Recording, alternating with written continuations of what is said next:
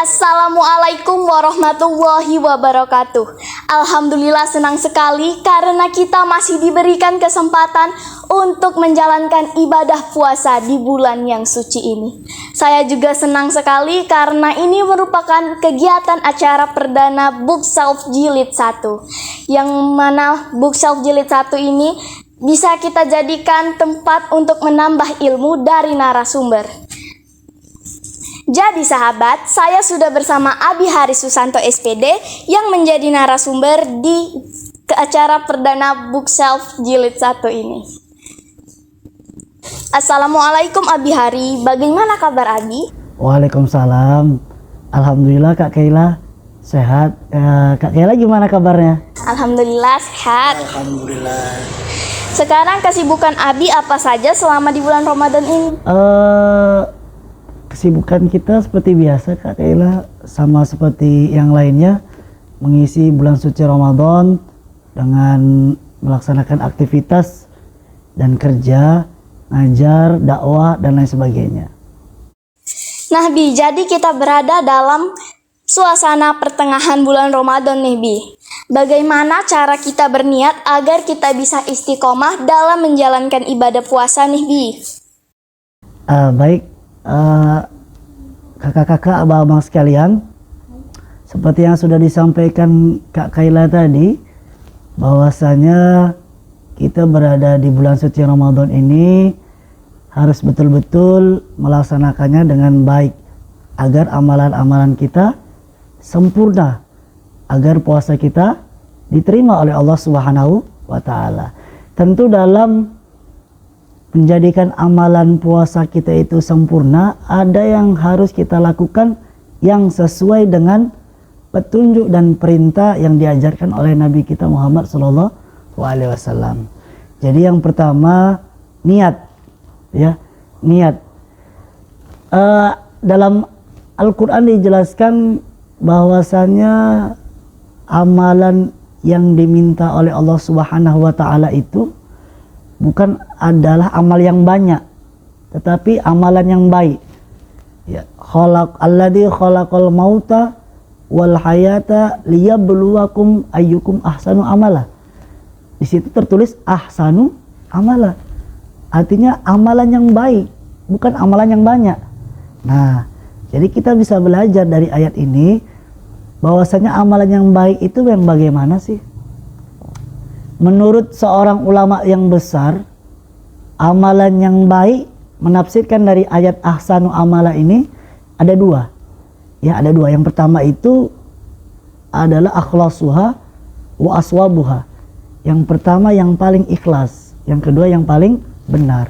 Jadi niat untuk berpuasa itu adalah yang pertama ikhlas. Ikhlas untuk mengharap ridha Allah Subhanahu wa Ta'ala. Jadi begitu kakak-kakak, abang-abang sekalian, sahabat Bookshelf ya, sahabat Bookshelf jilid pertama ini, dan mudah-mudahan acara ini dapat memberikan manfaat. Tentu yang pertama adalah niat ikhlas untuk mengharap ridha Allah Subhanahu wa Ta'ala.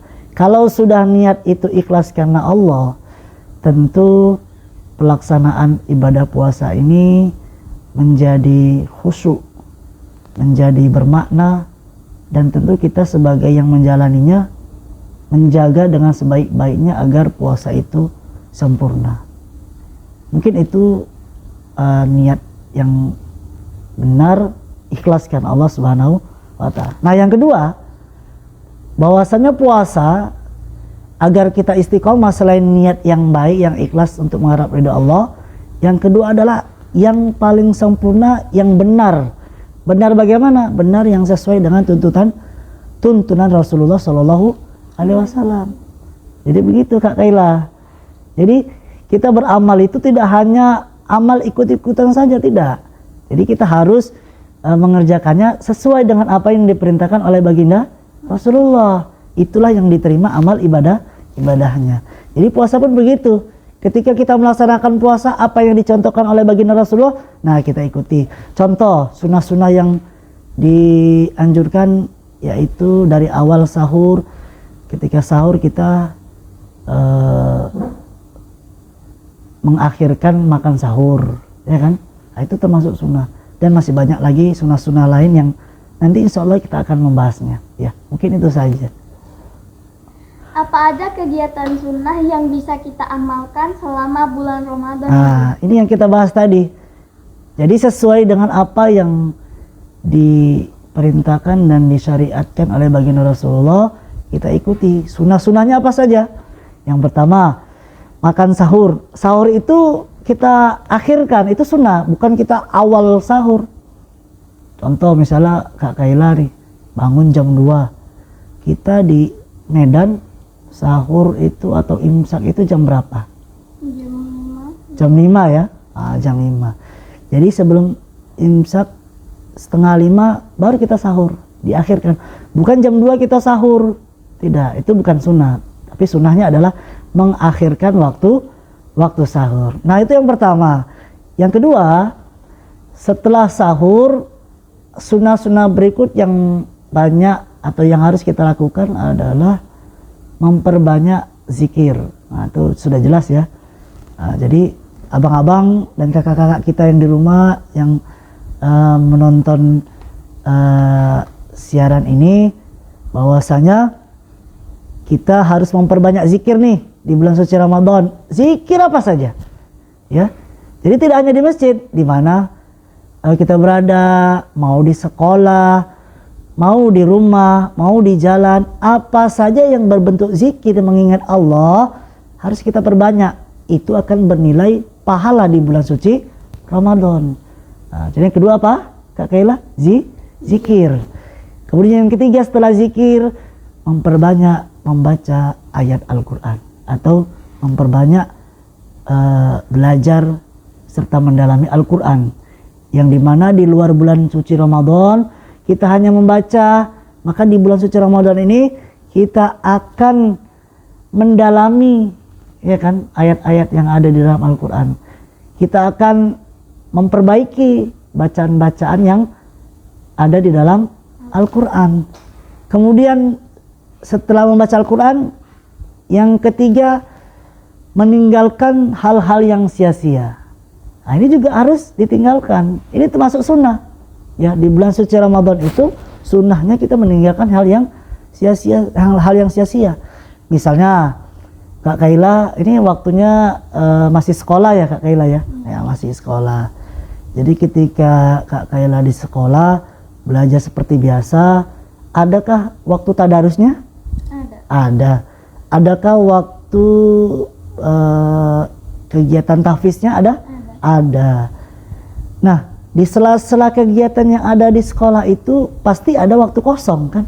Nah, alangkah baiknya ketika ada waktu kosong itu kita gunakan dengan hal-hal yang baik. Jadi tidak sia-sia waktu kita. Contoh, kita di sekolah ada perpustakaan? Ada perpustakaan.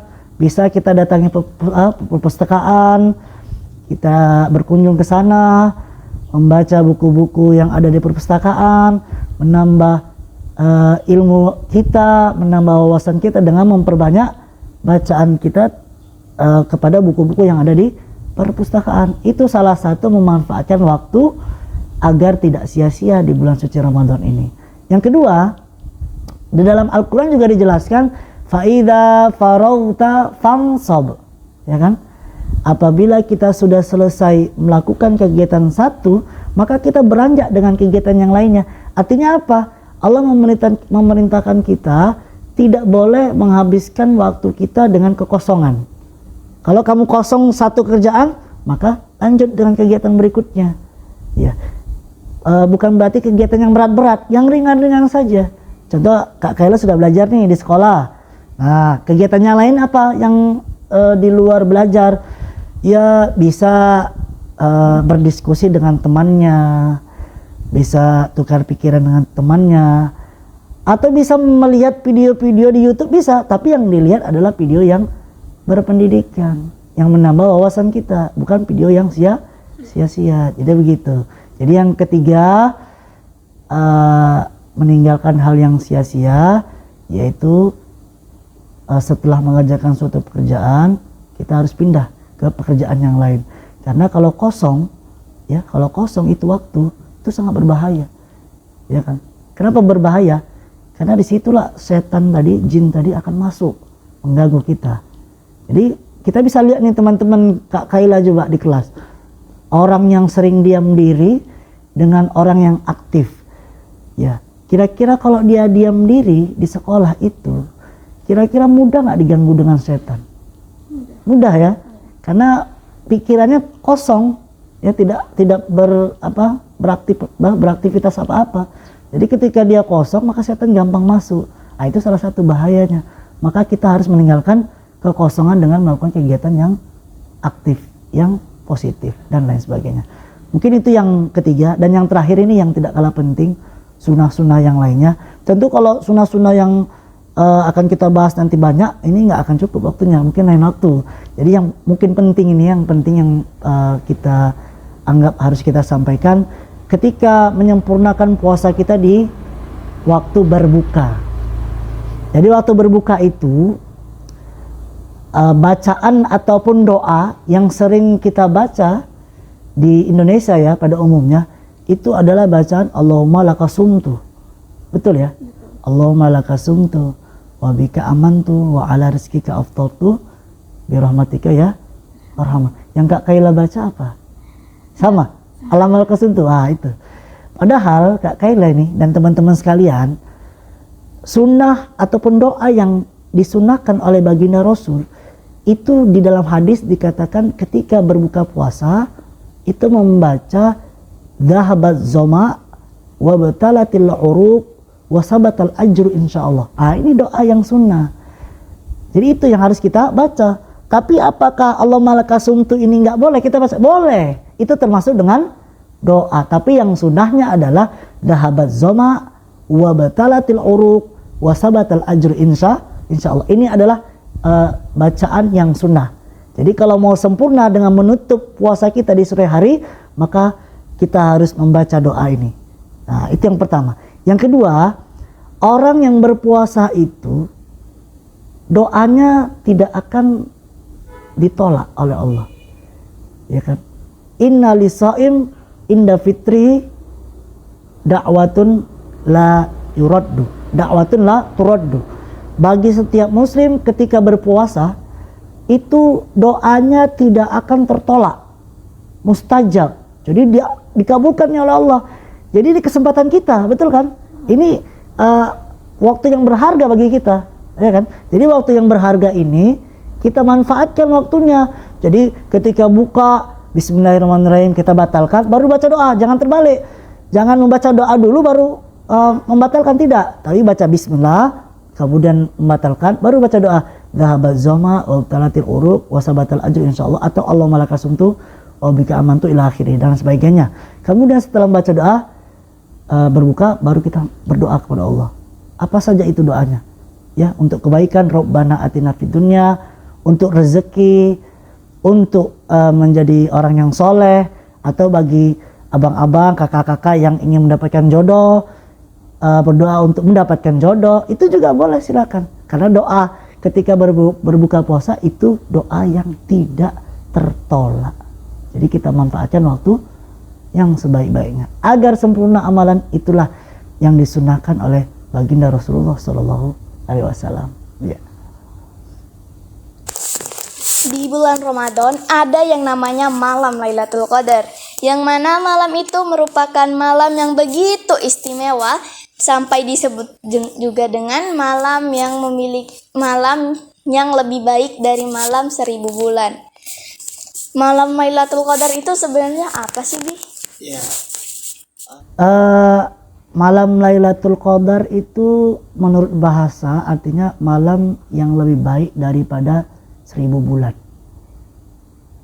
Disitulah Allah menurunkan Al-Quran di malam Lailatul Qadar.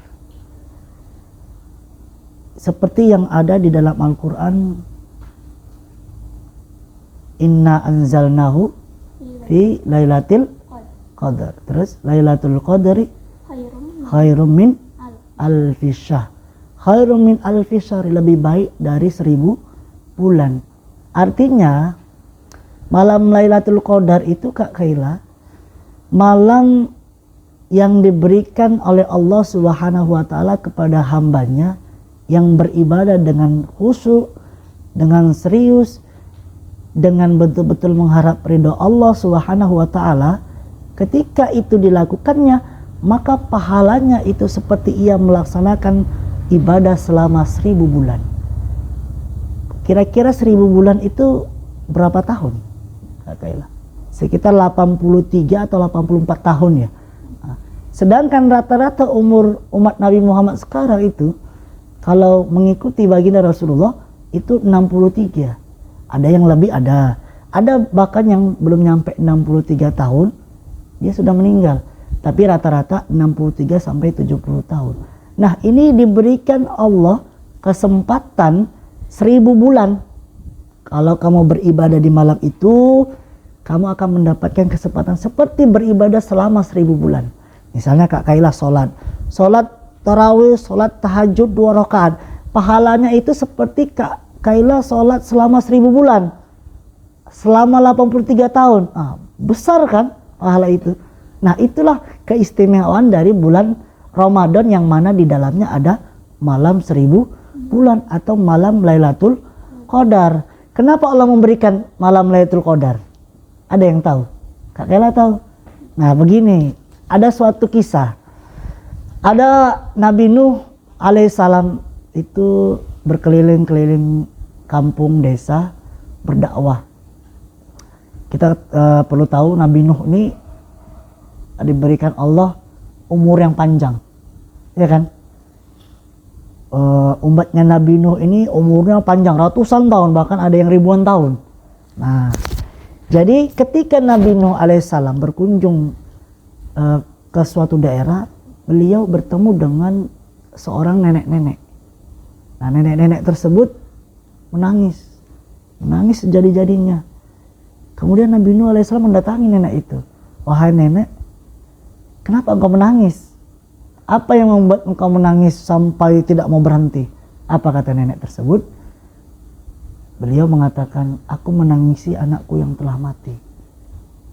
Padahal dia itu masih muda, masih pada keemasan di waktu mudanya. Nabi Nuh mengatakan, berapa sih nek umur anak nenek? Anak saya berumur masih 300 tahun. 300 tahun dibilang oleh nenek itu masih muda. Bayangkan coba kalau misalnya kita hidup pada zaman sekarang, 100 tahun aja dianggap umur yang paling panjang, ya kan? Itu 300 tahun masih dikatakan muda. Jadi Nabi Nuh alaihissalam ingin menghibur nenek tersebut nih.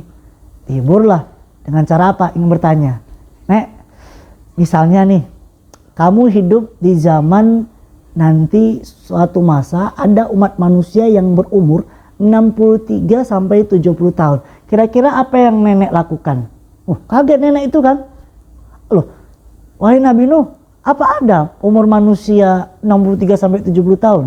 Karena pada masa itu umat Nabi Nuh itu umurnya panjang-panjang, 100, 200, 300 sampai ribuan tahun. Maka ketika mendengar Nabi Nuh alaihissalam berkata ada umur umat manusia itu 63 sampai 70, maka kaget. Begitu kaget bertanya, apakah ada umur umat manusia waktu itu 63 sampai 70 tahun? Ada, kata Nabi Nuh alaihissalam. Apakah pada saat itu manusia dengan umur segitu mereka berbuat maksiat? Bahkan pada saat itu semua manusia berbuat maksiat. Hanya sedikit yang mengingat Allah, yang meninggalkan maksiat. Kaget lagi.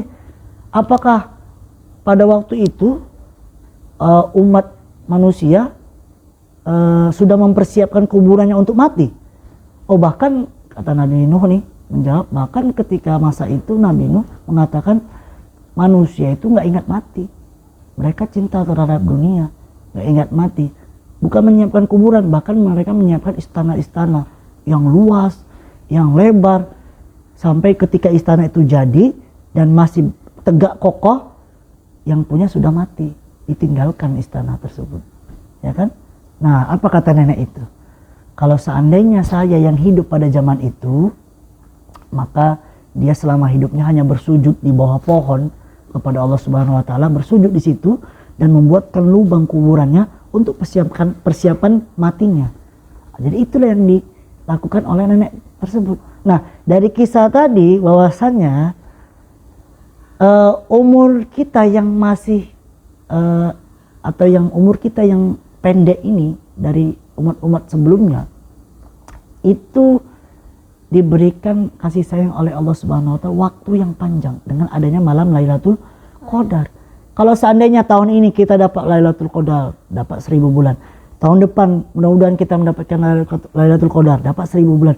Bahkan amalan ibadah kita itu bisa bernilai lebih dari umur umat-umat yang sangat panjang, ratusan bahkan ribuan tahun. Nah, itulah kasih sayang Allah Subhanahu wa taala kepada umatnya Nabi Muhammad sallallahu alaihi wasallam. Nah, ini intinya. Kita nih yang sekarang hidup pada masa umat manusia tidak lebih dari umurnya 63 sampai 70 tahun, ya termasuk saya, termasuk Kak Kaila, nggak tahu kita umurnya kan, tapi menurut baginda Rasulullah kita ini mengikuti apa yang dilakukan oleh Nabi. Begitu Nabi Rasulullah SAW meninggal 63, biasanya umatnya itu mengikuti umur tersebut, tidak jauh berbeda, 63 sampai 70 tahun. Nah, yang dilakukan adalah memperbaiki amalan kita, memanfaatkan waktu yang sempit, yang singkat, yang tidak terasa, berjalan hari demi hari, bulan demi bulan, bahkan tahun demi tahun itu tidak terasa. Dulu Kak Kaila, dulu waktu SD kelas 1, terasa nggak sekarang udah menjadi kelas berapa? Sekarang nggak ya? Kelas 7 SMP. Kira-kira berasa nggak 6 tahun, 7 tahun tuh? Nggak terasa kan? Sama dengan saya. Dulu saya masih sekolah SMP, masih sekolah aliyah, kemudian setelah aliyah kuliah S1, kemudian mendapatkan pekerjaan. Nah, tahu-tahu sekarang saya udah berumur kepala 3. Belum tahu kapan saya akan dipanggil oleh Allah. Ya, mudah-mudahan dengan umur yang singkat ini kita semua dapat memanfaatkan waktu ini dengan sebaik-baiknya. Jadi begitu penjelasan singkat tentang malam Lailatul Qadar. Begitu Kak Kaila. Jadi Bi, kira-kira pesan apa yang ingin Abi sampaikan agar para pemirsa bisa melaksanakan ibadahnya sesuai dengan yang dianjurkan oleh baik Kak Kaila dan para abang-abang, kakak-kakak, para penonton, pemirsa dimanapun berada yang menonton siaran ini, pesan yang ingin saya sampaikan atau kita sampaikan pada sore ini atau pada kesempatan ini adalah mari sama-sama kita meyakini bahwasanya bulan suci Ramadan ini adalah bulan yang penuh berkah, bulan yang penuh rahmat kasih sayang Allah Subhanahu wa taala, bulan yang penuh dengan ampunan, maghfirah, bulan yang mana ini adalah tamu yang istimewa yang tidak semua orang diberi kesempatan oleh Allah Subhanahu wa taala untuk bertemu kembali pada bulan Ramadan tahun ini. Banyak kita melihat saudara kita, teman kita, tetangga kita, tahun lalu masih berada di samping kita, masih berada di antara kita, masih bersenda gurau dengan kita, kemudian masih saling menyapa ketika kita lewat depan rumahnya. Ternyata Ramadan tahun ini sudah tidak ada lagi. Ternyata Ramadan tahun ini teman yang dulu membuat kita senang, suka, duka bersama sudah tidak ada lagi. Artinya tidak bisa semua manusia ini berjumpa kembali dengan Ramadan setiap tahun. Maka yang pertama kita yakini adalah mari kita memanfaatkan tamu yang istimewa ini dengan sebaik-baiknya. Kesempatan yang besar ini dengan sebaik-baiknya.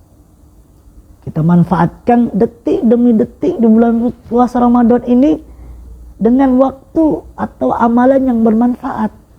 Apa saja. Tidak hanya beribadah di masjid, tidak. Tidak hanya beribadah di musola, tidak. Tidak hanya beribadah di sekolah, tidak.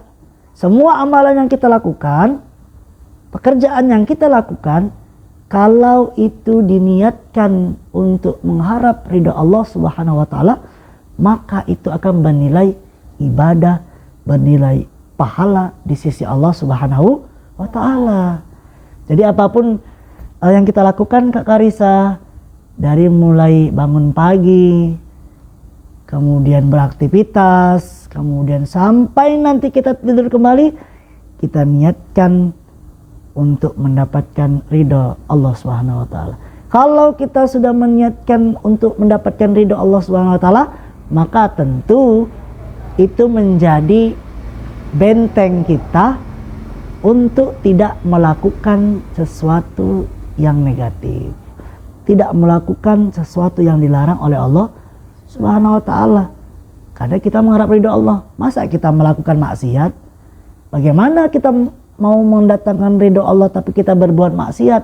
Maka itu tidak akan mendatangkan ridha Allah Subhanahu wa taala. Nah, itu yang paling penting, pesan yang ingin kita sampaikan pada kesempatan ini. Kita harus menganggap ini adalah tamu yang agung, kesempatan yang besar, kesempatan yang diberikan oleh kita, oleh Allah kepada kita, yang mana tidak semua manusia mendapatkan kesempatan untuk berjumpa kembali di bulan suci Ramadan. Jadi begitu Kak Kaila. Mudah-mudahan Kak Kaila, Abi, kemudian teman-teman sekalian, abang-abang, kakak-kakak dan lain sebagainya bisa memanfaatkan Ramadan tahun ini.